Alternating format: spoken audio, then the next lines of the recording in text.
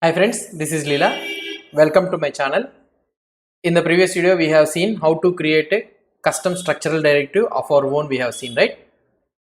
Now we will see about another built-in directive that is present in the Angular, that is ngSwitch. So this is also one type of structural directive only. So let's see the ngSwitch, how it works in the Angular. Now if you go here, I can tell that I have some value of 10. Okay.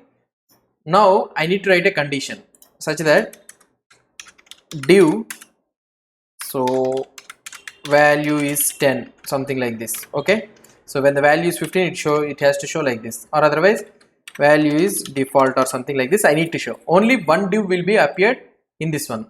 So in this one, if you instead of writing the ngIf condition, we can write switch case. So how we can write is, here I can write something like ngSwitch, okay, which is equal to, I need to mention that value, and for this one what I need to mention is, so star ngSwitchCase, okay, switch case, ngSwitchCase is equal to 5. When it is 5, I need to I need to show that value is 5, or otherwise 10. Okay, fine, 10.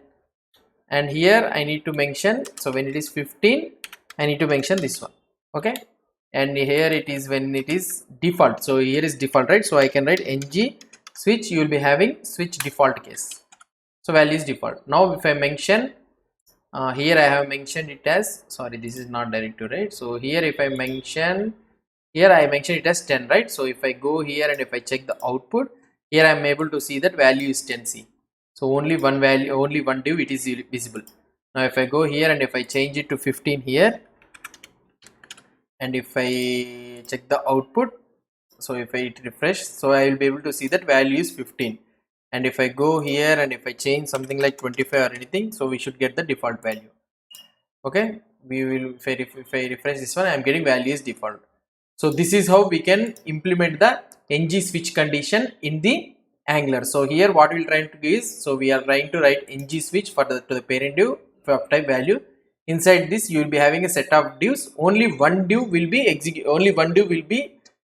rendered in the view. So here you will be writing the switch case, star ngSwitch case. So star ngSwitch case, whichever the condition you want, right, you will writing. So ultimately at the last you will be writing the ngSwitch default, you will be writing like this, star ngSwitch default. So this is how we will be writing the switch condition in the Angular. So this is the complete directives concept in the Angular. Okay, so if you have any doubts, any suggestions in this video, please post the comments below to this video.